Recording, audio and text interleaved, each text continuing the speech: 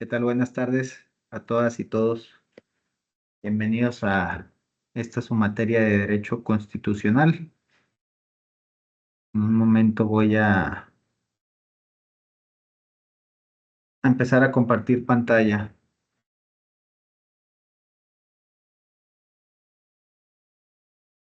Esta es la clase número 2 de Derecho Constitucional.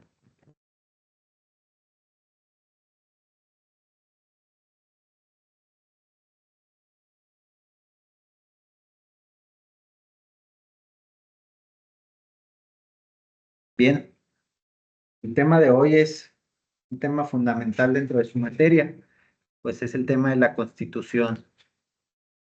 El objetivo va a ser examinar el concepto, la naturaleza y la función de la Constitución como norma suprema en nuestro ordenamiento jurídico. ¿Ello para qué? Pues para entender el papel fundamental en la organización y estructura del Estado y también en cuanto al papel que juega para garantizar los derechos fundamentales de las personas. Este tema entonces busca que ustedes, estudiantes, sean capaces de explicar la importancia de la Constitución en el sistema jurídico, las principales características de la misma, las funciones y analizar cómo se establecen los fundamentos del gobierno y cómo se protegen los derechos de la ciudadanía.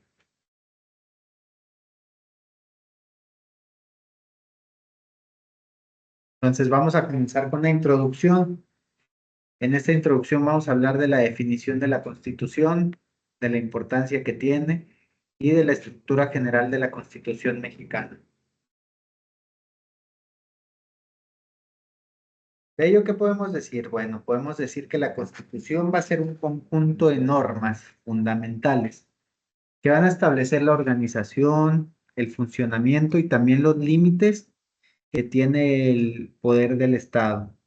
En términos generales, podemos decir entonces que la Constitución sirve como ley suprema que rige el país y es la base de todo sistema jurídico. La Constitución mexicana, promulgada el 5 de febrero de 1917, no solo establece la estructura del gobierno, sino que también establece los derechos y los deberes de los ciudadanos. La estructura entonces general de la Constitución mexicana va a incluir un preámbulo, los títulos y los capítulos donde se establecen los derechos fundamentales y las garantías para hacer valer esos derechos, la división de poderes también y la forma de poder llevar a cabo una reforma constitucional.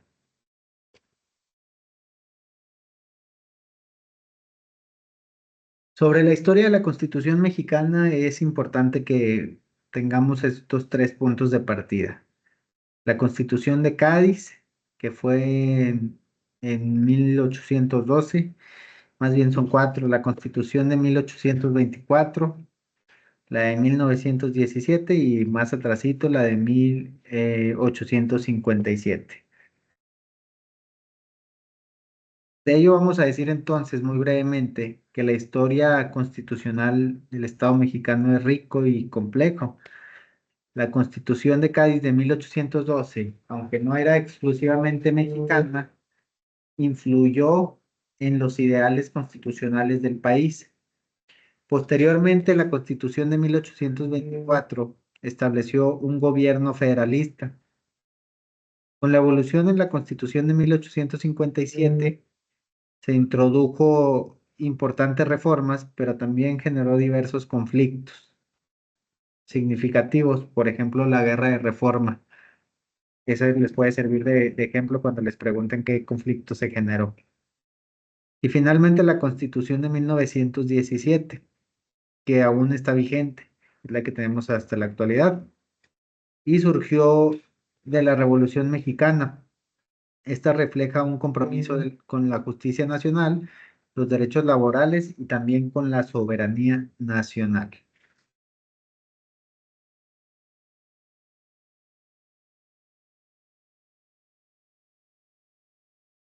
Sobre los principios fundamentales de la Constitución del 17, que como ya dijimos es la que nos rige, vamos a encontrar estos puntos de partida. El primero de ellos es la soberanía nacional. El segundo, la división de poderes. El tercer punto es el federalismo. Y el cuarto, los derechos fundamentales o los derechos humanos.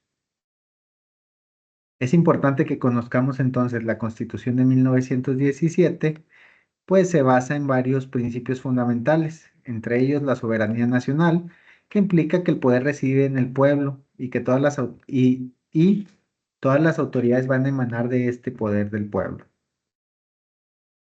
La división de poderes asegura que el gobierno se organiza en tres ramas: el poder ejecutivo, el poder legislativo y el poder judicial, que más adelante vamos a hablar de ellos un poquito más a detalle. Cada uno va a tener sus propias funciones y también sus propias limitaciones. El federalismo, por su lado, permite la coexistencia de un gobierno central y gobiernos locales dentro de cada estado, promoviendo de esta forma la descentralización del poder, los derechos humanos consagrados en el título primero garantizan libertades y protecciones esenciales para todos los individuos. Hasta aquí, si tienen alguna pregunta, me la pueden ir haciendo saber en plataforma cuando vean este video, pues se pueden basar en la diapositiva que están viendo en pantalla para poder guiarme sobre qué versa su duda. Entonces es momento de hablar de la estructura de gobierno en la Constitución. Ya mencionamos hace un ratito, este se divide en tres: el poder ejecutivo, el legislativo y el poder judicial. La Constitución mexicana establece esta clara división de poderes para evitar la concentración de la autoridad y garantizar el equilibrio y supervisión entre las diferentes escalones de gobierno. El Poder Ejecutivo va a estar encabezado por el presidente de la República, quien va a ser el responsable de la administración pública y de la ejecución de las leyes. El Poder Legislativo está compuesto por el Congreso de la Unión. ¿Y qué es el Congreso de la Unión? Es la Cámara de Diputados y la Cámara de Senadores. Eso es el Congreso de la Unión. Y tiene la función de crear, modificar y abrogar leyes. Y el Poder Judicial, encabezado por la Suprema Corte de Justicia de la Nación, que interpreta y aplica las leyes y resuelve conflictos legales. No son los únicos, también están los jueces en el ámbito de sus competencias, ¿verdad? Pero aquí, para poner un ejemplo, pues la Suprema Corte es quien está por encima de todos esos jueces en un sistema judicial.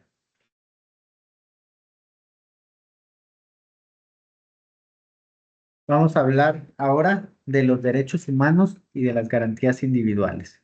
Que vamos a ver brevemente lo que están viendo en pantalla. Primero, el concepto de derechos fundamentales, las garantías individuales y cómo se protegen estos derechos. Tendremos que entender entonces que los derechos humanos y las garantías individuales son elementos centrales de la Constitución mexicana. Los derechos fundamentales incluyen, por mencionar algunos, la libertad, la igualdad, la seguridad jurídica, la propiedad. Y las garantías son los mecanismos que aseguran la protección de esos derechos contra posibles abusos por parte del Estado o de otras entidades. La Constitución también establece procedimientos para proteger los derechos humanos, como por ejemplo el juicio de amparo, que permite a los ciudadanos recurrir a los tribunales cuando sienten que sus derechos o su esfera de derechos ha sido violada por parte del Estado.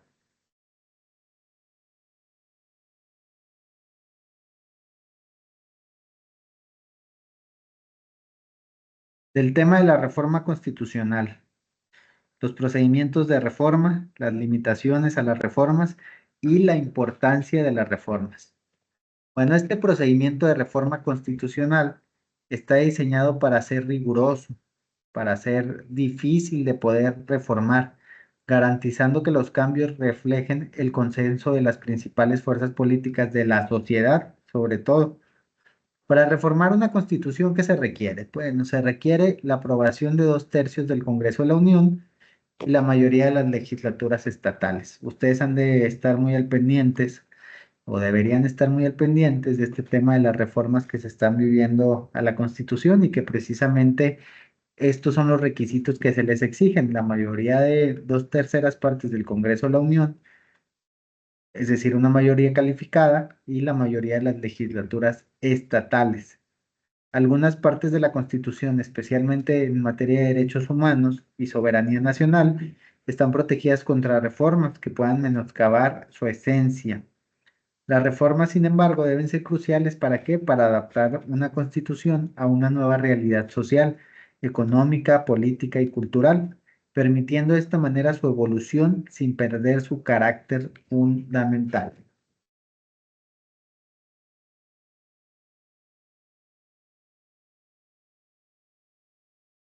¿Para qué nos sirve entonces esto que estamos viendo en pantalla? Pues son mecanismos de control constitucional. Por ahí vamos a ver el juicio de amparo, el control de constitucionalidad y el papel que juega la Suprema Corte de Justicia de la Nación en los mismos. El juicio de amparo es este juicio legal que protege a los ciudadanos contra actos de autoridad que violen sus derechos constitucionales, o sea, los derechos humanos. Es una herramienta esencial para este control de constitucionalidad y para garantizar también la supremacía de la Constitución.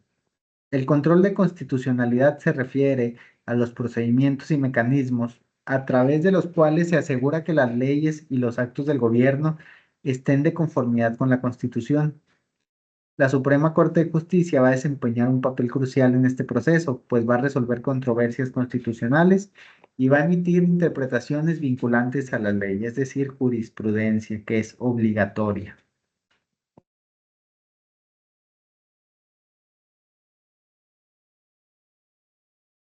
Vamos a hablar ahora de unos derechos que considero muy importantes, que son los derechos económicos, sociales y culturales. ¿Cuáles vamos a ver de manera breve? El derecho al trabajo, a la educación, a la salud y a la vivienda. Podemos decir entonces que la Constitución mexicana incluye una serie de derechos económicos, sociales, culturales, inclusive ambientales, que reflejan el compromiso del país con la justicia social. Por ejemplo, el derecho al trabajo va a garantizar condiciones dignas o busca garantizar condiciones dignas y justas para los trabajadores. El derecho a la educación establece la obligatoriedad y gratuidad de la educación básica, por ejemplo. El derecho a la salud va a asegurar el acceso a servicios médicos y de sanidad. El derecho a la vivienda busca garantizar un hogar adecuado para los ciudadanos. Existen derechos que son esenciales entonces para el bienestar y el desarrollo de la sociedad mexicana. Eso es lo que quiero que entiendan, que hay derechos que son el mínimo vital que tiene que garantizar un Estado. ¿Cuáles son? Ya dijimos, derechos económicos, sociales y culturales. También ambientales en una corriente de interpretación más amplia últimamente.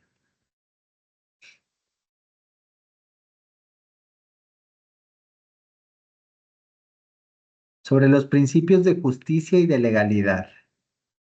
Que vamos a ver ahorita brevemente el principio de legalidad, el principio de igualdad ante la ley y el principio de justicia. Entonces, comenzando con el principio de la legalidad, este establece que todas las acciones del gobierno deben estar basadas en ley, garantizando la transparencia y la responsabilidad. El principio de igualdad ante la ley asegura que todos los ciudadanos reciban el mismo trato, la misma protección y el mismo amparo de la ley sin discriminación.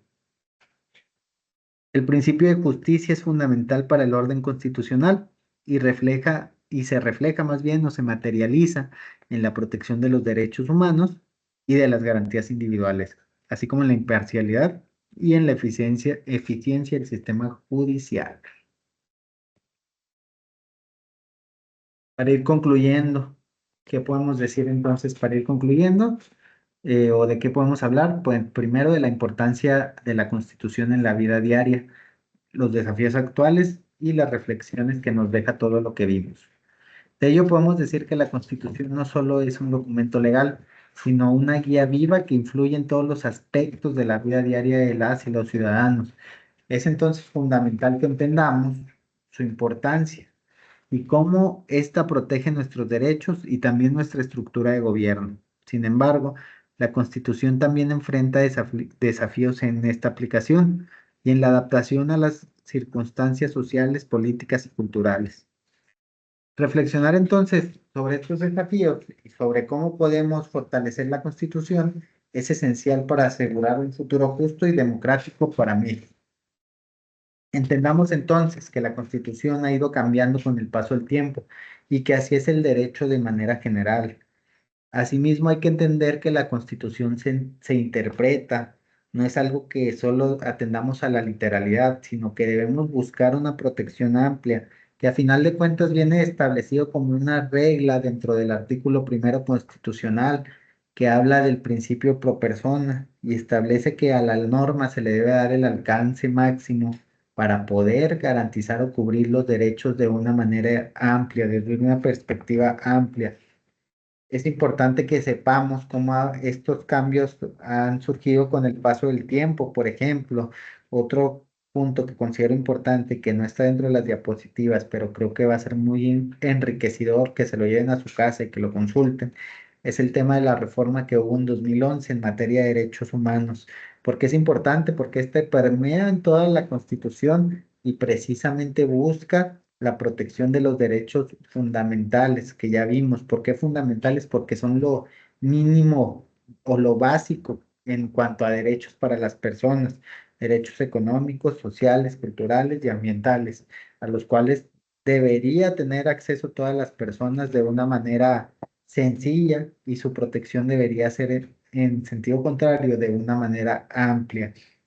Entonces, les encargo que por favor, eh, no para, no para temas académicos, es decir, no van a repercutir en su evaluación, pero sí como un tema cultural, que vean eso de la reforma que hubo en materia de derechos humanos en nuestro país en junio del 2011 y que trajo una serie de cambios que hasta la fecha siguen teniendo muchísima relevancia en el tema constitucional, y cómo esto va a impactar en los eventos que estamos viviendo en cuanto a las reformas constitucionales, y cómo precisamente podemos darnos cuenta de estos cambios históricos dentro de nuestra Carta Magna, que a final de cuentas sigue un proceso riguroso para poder ser modificada, eso es cierto, y que a final de cuentas no es tan sencillo hacer una modificación constitucional, porque precisamente bajo eso fue diseñado, para que el núcleo de la Constitución no fuera tan sencillo de poder estarse cambiando,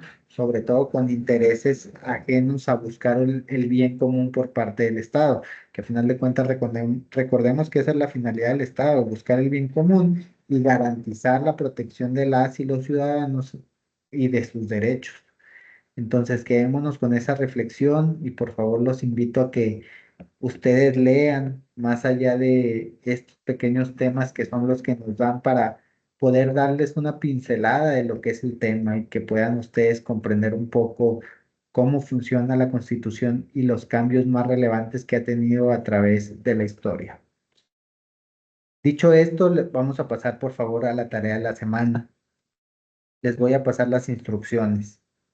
Va a ser un mapa conceptual, por favor, del tema, el que acabamos de ver, que es la Constitución, obviamente mexicana, pero hago la aclaración.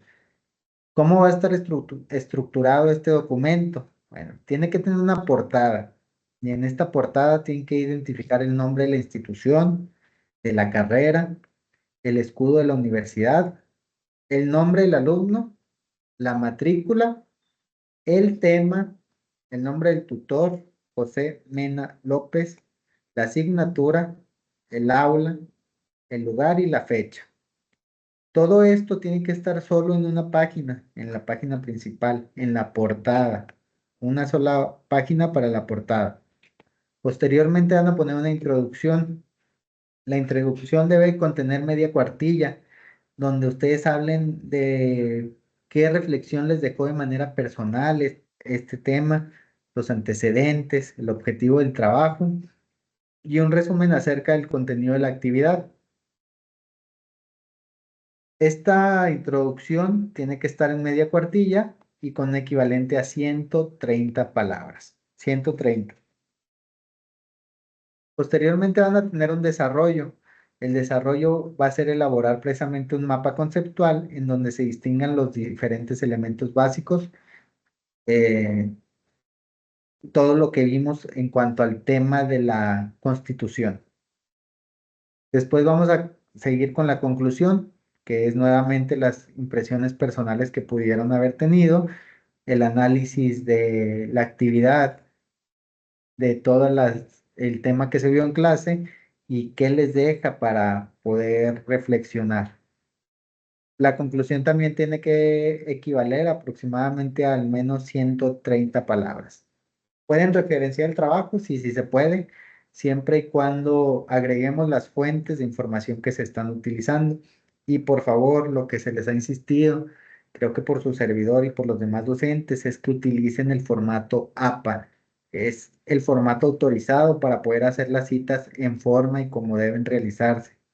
Este formato encuentran diversos manuales, el más actualizado lo pueden encontrar en internet sin ningún problema y si no también, si no me equivoco, están los materiales de clase, la forma correcta de citar. Recuerden que para cualquier duda que tengan, yo estoy a sus órdenes dentro de la plataforma. Si no tenemos el gusto de coincidir en la materia en vivo, aún así estoy muy al pendiente de todas las dudas que vayan teniendo respecto a la materia y que me las pueden ir dejando en plataforma, que también encuentran el botón de contacto a tu tutor, donde yo con todo gusto les voy a atender en cuanto vea que tengan alguna duda y en cuanto me permita el tiempo poder ayudarles. Por último, es necesario mencionarles que la fecha límite de entrega sería el domingo 15 del 2024 a las 23:59 y que si tienen alguna duda en cuanto a la plataforma, o cómo subir un trabajo, también me lo hagan saber, pero anexen evidencia que ya tienen el trabajo realizado para que esto no les pueda repercutir en sentido negativo dentro de su evaluación. Sin más por el momento, yo les deseo que tengan un buen fin de semana y quedo como siempre a sus órdenes para cualquier situación, duda, comentario en el cual les pueda auxiliar. Que tengan un excelente día.